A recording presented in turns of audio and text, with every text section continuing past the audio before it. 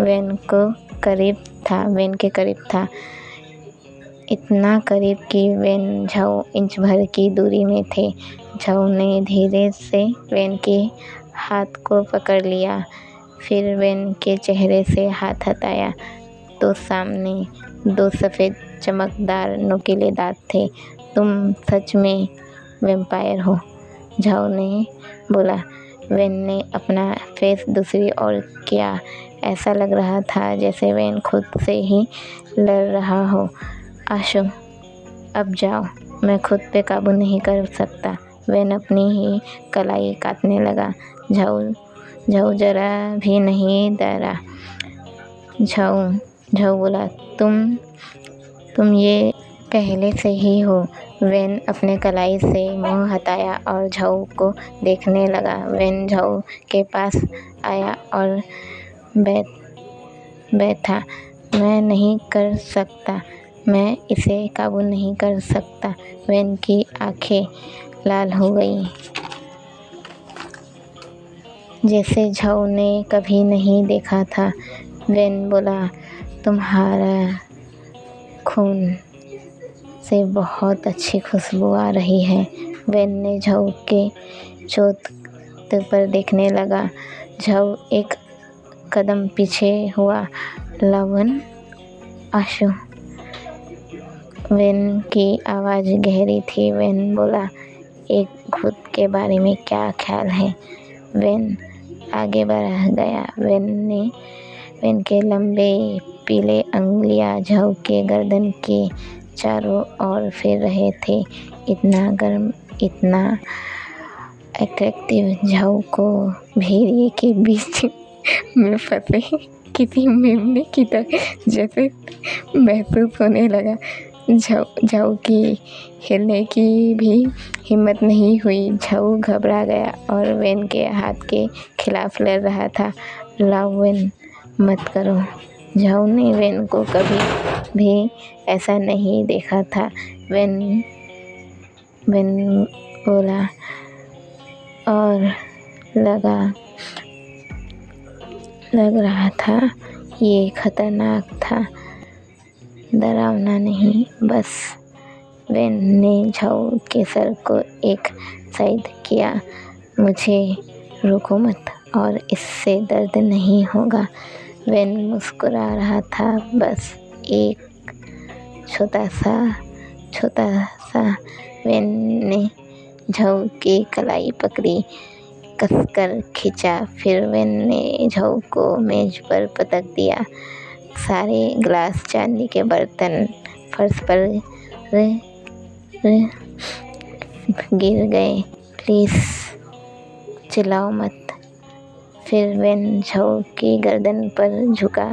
Please डरो मत, बस थोड़ा दर्द होगा। झाऊ का शरीर दर्द से कांपने लगा। वेन के ठंडी सांस पर, लेकिन झाऊ वेन के पकड़ से दूर जाने की कोशिश नहीं कर रहा था। झाऊ बस कांच के छत की ओर देख रहा था। लावेन, अगर तुम्हें मेरा खून चाहिए तो मैं दे सकता हूँ, लेकिन मुझे मत काटो, मुझे जाने दो। और ये ऐसा था जैसे झाऊ के शब्दों ने वेन को उसके खून की प्यास से तमाचा मारा हो। क्या? वेन झटके से झाऊ से दूर चला गया।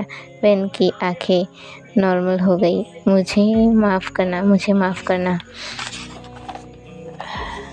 वेन ने अपने नुकीले दांत अंदर किए और अपने माथे को अपने हाथ से पकड़ते हुए बोला, मैं डरावना हूँ। वेन अपने हाथों से बात करने लगा। मैं सब कुछ बर्बाद कर देता हूँ। मैं डरावना हूँ, मैं सब कुछ बर्बाद कर देता हूँ। झाऊ उठ के बैठा और अपने चोट लगे कलाई को रगड़ने लगा हुए बोला, अगर तुम चाहो तो मैं तुम्हें अपना खून दे सकता हूँ, बस मेरी मर्जी के बिना नहीं होना चाहिए। वेन ने झाऊ के शब्दों को इग्नोर किया। फिर वेन चारों ओर घूमने लगा और अपने सिर के पिछले हिस्से को इतनी ज़ोर से पकड़ रहा था कि उसकी खोपड़ी टूटने वाली थी। मुझे माफ़ करना, मैंने सब कुछ बर्बाद कर दिया, मुझे माफ़ करना। उसने देखा झाऊ, फिर वेन झाऊ को अच्छे से देखते हुए पूछा, क्या मैंने तुम्हें चोट पहुंचाई? वेन अपने हाथों की ओर देखने लगा। मैंने तुम्हें चोट पहुंचाई? फिर से मैं कुछ भी ठीक से नहीं कर सकता। उसने बोलना जारी रखा। झाऊ बोला, क्या तुम बोलना बंद करोगे? मैं ठीक हूँ, मुझे चोट नहीं लगी है। वेन बोला, इसमें पहले कि मैं अपना काबू अपने ऊपर से खो दूँ, तुम्हें जाना होगा। फिर वेन लकड़ी की कुर्सी तोड़ दिया। मैं फिर से अपने काबू को नहीं खोना चाहता। फिर वेन ने कुर्सी के पैरों को तोड़ा। तुम्हें अब जाना होगा। वेन ने कुर्सी को धक्का दिया। वेन ने कुर्सी पर लात मारी। झाऊ बोला, छोड़ो अब। झाऊ घबरा गया। वेन ने लकड़ी के टुकड़े को पेट पर घुसा दिया। झाऊ जल्दी से वेन के और भागा और वेन के पेट से लकड़ी के टुकड़े को निकालने हुए बोला, तुम पागल हो, बेवकूफ़ हो। वेन बोला, मैं तुम्हें जाने के लिए बोल रहा हूँ। वेन फर्श पर लेट गया। इससे मैं काबू में रहूँगा।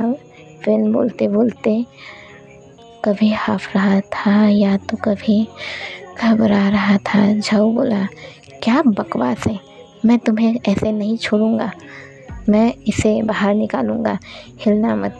झाऊ लकड़ी के टुकड़े को पकड़ लिया। इससे दर्द होगा। आशु, चले जाओ, मैं भीख मांगता हूँ, मैं तुम्हें चोट नहीं पहुँचाना चाहता। वेन रोने लगा। झाऊ बोला, चुप रहो, तुम बहुत बोलते हो। झाऊ वेन के पेट से लकड़ी के टुकड़े को निकालते हुए बोला, आह। वेन चिल्लाया, नहीं, बस अपनी चोट को दबाया। माफ़ करना। झाऊ ने लकड़ी के टुकड़े को वेन से दूर फेंका और वेन के बगल में बैठ गया। फिर बोला, लावन, क्या ये जल्दी ठीक नहीं होगा? झाऊ तेजी से वेन की चोट की ओर देखने लगा। ये लकड़ी है। वेन बोला, मुझे समय चाहिए। झाऊ बोला, ये तेजी से कैसे ठीक होगा? वेन बोला, नहीं पा रहा था। वेन समझ नहीं पा रहा था। झाऊ को पहले से ही पता था। इससे पहले वेन सवाल का जवाब देता, झाऊ ने अपना हाथ वेन के सामने कर दिया। नहीं। वेन ने अपना मुंह फेर लिया। नहीं आशु, मैं नहीं करूँगा, तुम ज़बरदस्ती ये। और अब जब मैं तुम्हें, झाऊ बोला, पहले तो तुम ज़बरदस्ती मेरा खून पीना चाहते थे, और अब जब मैं तुम्हें ठीक करने के लिए खुद दे रहा हूँ तो तुम नहीं चाहते। झाऊ गुस्से में उठा और मेज की ओर चला गया। गंदे चांदी के बर्तनों के बीच खोजता हुआ एक चाकू और एक कॉकटेल ग्लास की तलाश कर रहा था। तुम क्या कर रहे हो? वेन को डर गया था। क्या होने वाला है? आशु, प्लीज़। झाऊ बोला। 2 सेकंड चुप रहो। झाऊ अपने कलाई को कप के ऊपर रखा। एक गहरी सांस लेते हुए झाऊ ने चाकू पकड़ा और अपनी कलाई काट दिया। झाऊ को दर्द हुआ। वो दर्द से काबू था, लेकिन फिर ग्लास में बेहद खून को देखकर शांत हो गया। मुझे यकीन नहीं है कि कितना काफ़ी होगा। वेन रेंगते हुए आगे बढ़ा और झाऊ को कप से दूर खींचते हुए बोला, बस रुको। झाऊ खून की रोकने के लिए अपनी दूसरी कलाई हाथ पर रखा। तुम्हें क्या लगता है इतना काफ़ी होगा? वेन बोला, हाँ। और झाऊ को अपने पास खींचते हुए बोला, मुझे अपनी कलाई दो। झाऊ को लगा वेन ने अपना मन बदल लिया है और वेन सीधे झाऊ का खून पीने को तैयार है, लेकिन वेन ने झाऊ के कलाई को पकड़ लिया, फिर अपने दांत को बाहर निकाला और अपना अंगूठा चुभाया एक दांत से। फिर धब्बा लगाते हुए वेन ने झाऊ के कलाई पर लगे घाव पर उसका खून तुम्हारा दूसरा हाथ। झाऊ ने अपना दूसरा हाथ वेन को दिया और वेन ने भी वैसा ही किया। टूटे हुए कांच से जो चोट लगी थी उस पर खून लगाया। झाऊ ने देखा घाव ठीक हो रहा है, वहाँ कोई निशान नहीं था। झाऊ ने वेन को देखा और ग्लास के देख जी खून से भरा था, जो खून से भरा था, और वेन को दे दिया। वेन झिझका, लेकिन झाऊ ने ग्लास वेन के हाथ में रख दिया। P low. वेन ग्लास में खून को देखने लगा। चमकदार लाल रंग पर वेन की परछाई थी। मैं एक डरावना हूँ, इंसान भी बेहतर नहीं है। झाऊ ने वेन से ग्लास ले लिया और ग्लास को वेन के मुंह में डालने लगा। तुम्हें ठीक होने की ज़रूरत है। वेन ने पहला घूंट लिया और वेन की आंखें खुशी से बड़ी हो गई। Oh my! वेन ने ग्लास छीना और पूरा पी लिया। आशु, तुम्हारा खून। वेन रुका और महसूस किया कि वो जो बोलने वाला है वो आशु को घिनौना लग सकता है। बहुत अच्छा है, वेन ने बोला। कुछ लोग बिना किसी कारण के खून बहाते हैं। वेन उठ के खड़ा हुआ। मेरे पास एक कारण है। झाऊ डरा नहीं बल्कि एक्साइटेड था। झाऊ जानना था कि वेन कभी कभी अचानक और सामान्य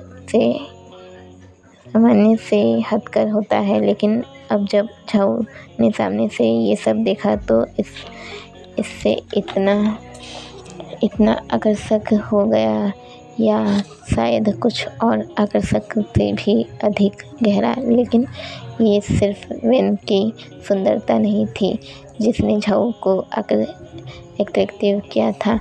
ये वेन था जो उसके ऐसी चीज़ों को महसूस करवाया था जो झाऊ ने कभी भी महसूस नहीं किया था। वेन का मजाक, झाऊ को छेड़ना, रोमांस के तरीके, उसकी बेवकूफ़ी भरी बातें और खुद पर काबू झाऊ को पसंद था। लेकिन जो बात झाऊ को सबसे ज़्यादा पसंद आई तो ये था कि वेन की सच्चाई सिर्फ उसके कारण उसके सामने था।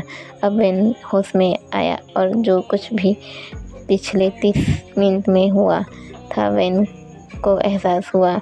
आशु वेन से नहीं डरता। झाऊ ने वेन को ना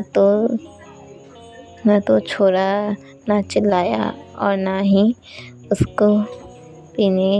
यहाँ तक कि उसको पीने के लिए अपना खून भी दिया। वेन बोला, आशु, तुम डरते क्यों नहीं? मैं मरने से नहीं डरता। तुम ऐसा कैसे बोल सकते हो? वेन खड़ा हुआ और आखिरकार उसमें आशु को पकड़ने की हिम्मत आई। वेन ने झाऊ के हाथ को पकड़ा और अपने ठंडे अंगूठे से उसके उस जगह पर सहला रहा था जहाँ चोट लगी थी। फिर बोला, तुम मरने से कैसे नहीं डरते? झाऊ बोला, एक समय था जब मैं मरना चाहता था, लेकिन अब मुझे सबसे नहीं डर लगता। अब झाऊ वेन के उंगलियों के चारों ओर अपनी गर्म उंगलियां फिराने लगा। मैं इससे नहीं डरता। क्यों? वेन ने झाऊ को अपने पास खींच लिया और झाऊ को धीरे से पीछे पलट दिया ताकि वेन झाऊ को पीछे से गले लगा सके। तुम क्यों मरना चाहोगे? वेन झाऊ के कानों में बिल्कुल धीरे से बोला। ये वेन का अपना सपना था जब तक वेन ने झाऊ को गले नहीं लगाया। वेन को याद ही नहीं था कि कोई और इतना गर्म था, पर झाऊ बहुत ही गर्म था। या फिर वेन भूल ही गया था कि जब कोई हमें एक्सेप्ट करता है तो हमें कैसा महसूस होता है। झाऊ बोला, मुझे लगा कि मेरे पास जीने के लिए कुछ भी नहीं है। मैं रोज़ एक ही चीज़ें करके थक गया हूँ। झाऊ ने अपने हाथ वेन के सिंह के बाहों पर रख दिया जो उसे पीछे से गले लगा रहे थे। मैं अपने लाइफ से नफ़रत नहीं करता, मैं अपने लाइफ को जीने के तरीके से नफ़रत करता हूँ। वेन का दिल झाऊ की छुअन से धड़कने लगा जैसे तब धड़कता था जब वो जिंदा था। वेन बोला, तुम मरना चाहते हो लेकिन मैं बस जीना चाहता हूँ। झाऊ वेन के बाहों से अलग हुआ और फर्श पर गिर गया, चिकने कालीन पर लेटते हुए कांच की छत को घूर रहा था। मेरे बगल में आओ। वेन को जैसा कहा गया उसने वैसा ही किया, लेकिन वेन को विश्वास नहीं हो रहा था कि उसके जैसे राक्षस को इतने अच्छे इंसान से खुशी के पल का एहसास कैसे मिल सकता है। झाऊ ने वेन का हाथ पकड़ा और तारों को देखते हुए बोला, तुम्हारा हाथ हमेशा ठंडा होता है। मुझे माफ़ करना। वेन ने अपना हाथ हटाने की कोशिश की लेकिन झाऊ ने उसे कसकर पकड़ लिया। मैं इन्हें तुम्हारे लिए गर्म कर दूंगा। फिर अचानक बोला, ला वेन, क्या सूरज तुम्हें जलाता है? वेन बोला, हाँ। क्या इसलिए तुम सिर्फ रात में दिखाई देते हो? वेन फिर बोला, हाँ। झाऊ बोला, तुम्हारे खून में चोट को ठीक करने की क्षमता क्यों है? ये हर किसी पे काम नहीं करता, पर मुझे खुशी है कि ये तुम पर काम किया। वेन के सिंह खुशी से झाऊ की ओर मुड़ गया। अगर तुम्हें कभी भी चोट लगती है तो मैं तुम्हें जल्दी से ठीक कर सकता हूँ। झाऊ बोला, लवन, जब तुम अपने कपड़ों पर खून लगाकर मेरे घर आए तो उस दिन तुमने क्या किया था? वेन बोला, मैं उस आदमी को खोज रहा था जिसने तुम्हें परेशान किया था, लेकिन मैंने उसे मारा नहीं। झाऊ बोला, क्या होगा अगर वो तुम्हारे बारे में बता दे? नहीं, वो नहीं बता पाएगा। वेन झाऊ की ओर मुड़ा। आशु, मैंने दिमाग पर काबू किया है। झाऊ घबरा कर चिल्लाया, क्या तुमने मुझ पर दिमाग पर काबू करने का इस्तेमाल किया है? नहीं, वेन बोला, ये आप पर काबू नहीं करता है। वेन मुस्कुराया और बोला, यही कारण था कि मैं आप पर फिदा हो गया था।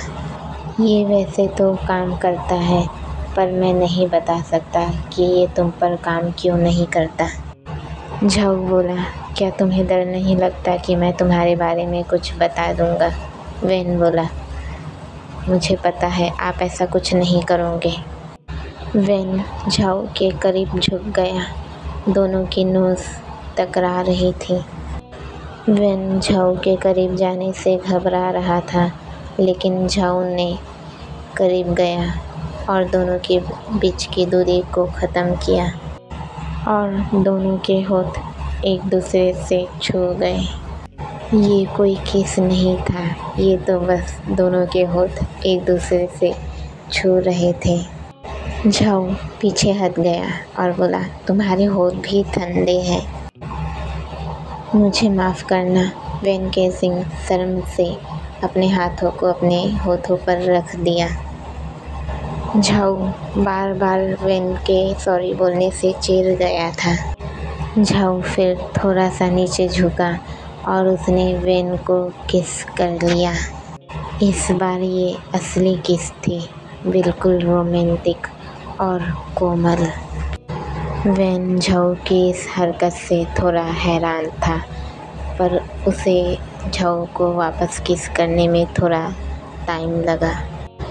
वेन ने किस को ब्रूटली करने की कोशिश नहीं की, क्योंकि उसे लगा कि आशु के साथ वो अपना काबू खो सकता है। वैन ऐसा नहीं चाहता था और पहले जो कुछ भी हुआ था उसके बाद तो बिल्कुल भी नहीं चाहता था। वैन धीरे से झाऊ से दूर चला गया। झाऊ को ऐसा लगा जैसे वैन समझ गया हो। झाऊ बोला, क्या मैं तुमसे कुछ पूछ सकता हूँ? झाऊ वैन की आंखों में देखने लगा। झाऊ बोला, तुम कैसे मर गए? वैन के सिंह ने कहा, मैं मारा गया था। वैन की बुरी यादें उसके आंखों के सामने आ रही थी। उन दिनों जब मार्शल आर्ट का दबदबा था। वैन बोला, मुझे फंसाया गया और फिर मार दिया गया, लेकिन फिर मैं बिल्कुल नए अनुभव से जागा। जिसने मुझे बनाया वो एक ओल्ड वैम्पायर था। मैं मर रहा था। जब उसने मुझे देखा तो उसने मुझे वैम्पायर में बदल दिया। उस ओल्ड वैम्पायर ने मुझे सिखाया कि मैं खुद पर कैसे काबू कर सकता हूँ और अपनी प्यास को कैसे। वैन बोला, पर उस ओल्ड वैम्पायर को देखे हुए काफ़ी समय हो चुका है। झाऊ बोला, आप किसी को भी वैम्पायर में कैसे बदल सकते हो? झाऊ वैन की तरफ इंतज़ार करते हुए देखा, लेकिन तभी अचानक वैन का फ़ोन बजने लगा। वैन खुश हो गया कि अब उसे झाऊ के सवालों का जवाब नहीं देना होगा। वैन खुशी से फ़ोन को उठाते हुए बोला, जियांग, क्या हुआ? जियांग बोली, मास्टर, मुझे पता चल गया कि आपकी शक्तियाँ उस आदमी पर काम क्यों नहीं करती। वैन बोला, क्यों? जियांग बोली, सबसे पहले तो आप उससे दूर रहो और उसका खून बिल्कुल भी मत पीना। उसका खून मत पीना मतलब अपनी जियांग अपने वैन को बोल रही है कि झाऊ का खून मत पीना। अब बताओ क्या होने वाला है आगे, क्योंकि अपना वैन तो झाऊ का खून पी चुका है। हाय, अब क्या होगा नेक्स्ट पार्ट में पता चलेंगे ना, क्योंकि अब तो पार्ट ख़त्म। अब आप करो आइए इंतज़ार, क्योंकि मैं अब डालूँगी नेक्स्ट पार्ट बाद में, क्योंकि अब पता नहीं कब डालूँगी और बहुत काम रहता है दिन भर। ऊपर से भैया नहीं है 4 दिन के लिए, तो अकेले दुकान संभालना पड़ेगा मेरे को, तभी आराम से डालूँगी। थोड़ा इंतज़ार कर लेना। और हाँ, अगर आप सभी को ये पार्ट पसंद आया हो तो प्लीज़ लाइक कर देना, वैन-झाऊ फैन के पास शेयर कर देना, और आपको क्या पसंद आया इसमें इस बारे में प्लीज़ एक कमेंट कर देना, क्योंकि कमेंट करने से ना मेरे को लगता है हाँ मेरे को डालना चाहिए, मेरे को शेयर करना चाहिए। और अगर मेरे को ऐसा कमेंट आता है ना मेरे को बहुत खुशी मिलती है। और जैसे कि मेरा बर्थडे था तो मुझे सबसे अच्छी जो गिफ्ट होता है, सबसे अच्छा गिफ्ट तो मुझे मिला है वैन-झाऊ वर्ल्ड की तरफ से, जो उन्होंने सुबह के 6 बजे ही FF डाल दिया था ना, मजबूरियत आपके प्यार की। हाय, मैं कम से कम 5 बार सुन डाली, मेरा मन ही नहीं भर रहा। और सुबह सुबह जो सुनने मिला सो के उठते ही, उसकी तो खुशी ही अलग थी मेरे लिए। सच में एकदम थैंक यू, बड़ा वाला थैंक यू वैन-झाऊ वर्ल्ड को।